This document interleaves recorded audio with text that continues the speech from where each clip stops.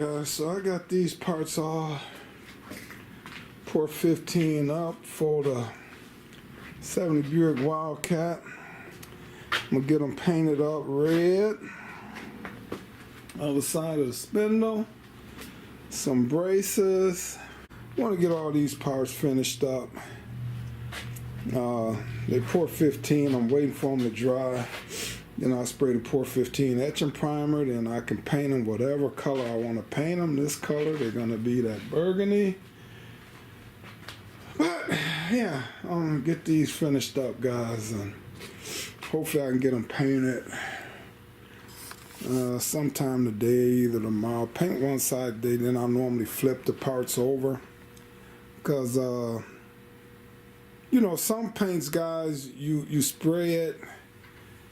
And if you wait a few days or something and you try to spray over, sometime hours, you know, less than a day, you try to spray it, it'll bubble and flake just because of the way the paint is. But this direct acrylic gloss, I can spray one side, I can wait almost 24 hours and then spray the other side, and I have no problem with it heating because it's not fully dry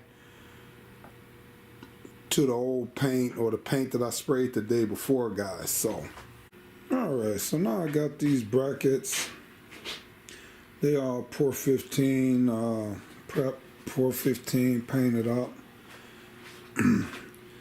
And I got I didn't tear none of this apart, guys. If they have to align and adjust when I go get the front end aligned, I'm gonna just put tape on here, and hopefully that'll be good enough for them to turn these. They can actually heat these up a little bit, then I come back in and paint this up again once it's on the frame, guys. But I just wanted to have everything painted up.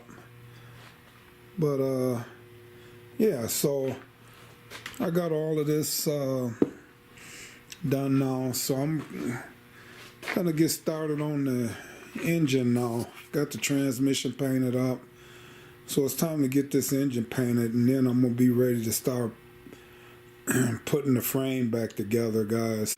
Take them up to the vault, let them be drying, or sit them off to the side, whatever I decide to do. Wrap them up, just, you know, let them cure while I'm getting everything else done around here, guys.